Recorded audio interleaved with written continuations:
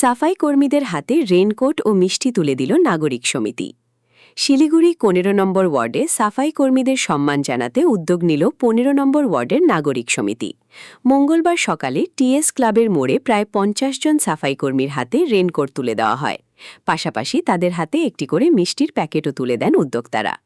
Regular প্রতিদিন দৈনন্দিন যে কাজটা আমাদের যে মূল কাজ, সেই কাজটা তারা যারা করেন দীর্ঘ সময় ধরে আমাদের সাথে তারা থেকে মানুষের নাগরিক পরিষেবা যারা দিয়ে থাকেন, তাদের হাতে সামান্য আমরা আমাদের ওয়ার্ডের ১৫ নম্বর ওয়ার্ডের নাগরিক সমিতির পক্ষ থেকে তাদের হাতে ওয়ার্ডের বিশিষ্টজন যারা আছেন তাদের মাধ্যমে রেইনকোট আর সামান্য মিষ্টি প্যাকেট তাদের হাতে তুলে দিলাম।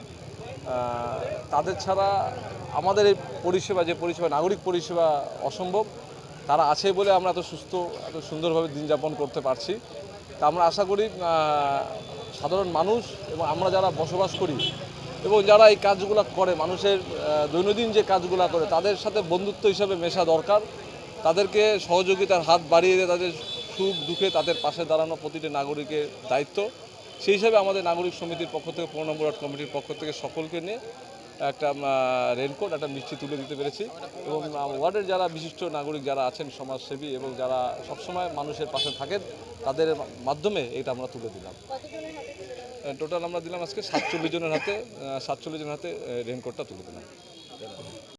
নাগরিক কমিটির পক্ষ থেকে আজকে সমাজের বিশিষ্ট বন্ধু যারা আছেন, যারা সকাল থেকে বিকেল অবধি আমাদের ১৫ নম্বর ওয়ার্ডটাকে পরিষ্কার পরিচ্ছন্ন রাখেন, তাদের হাতে এই বৃষ্টির প্রাককালে আমাদের যেভাবে এখানে বৃষ্টি হয় তার মধ্যেও তারা আমাদের সামনেই বিভিন্ন সময় ওয়ার্ডটাকে পরিষ্কার পরিচ্ছন্ন রাখেন। তাদের হাতে রেইনকোট এবং মিষ্টির প্যাকেট দিয়ে দেওয়া হলো।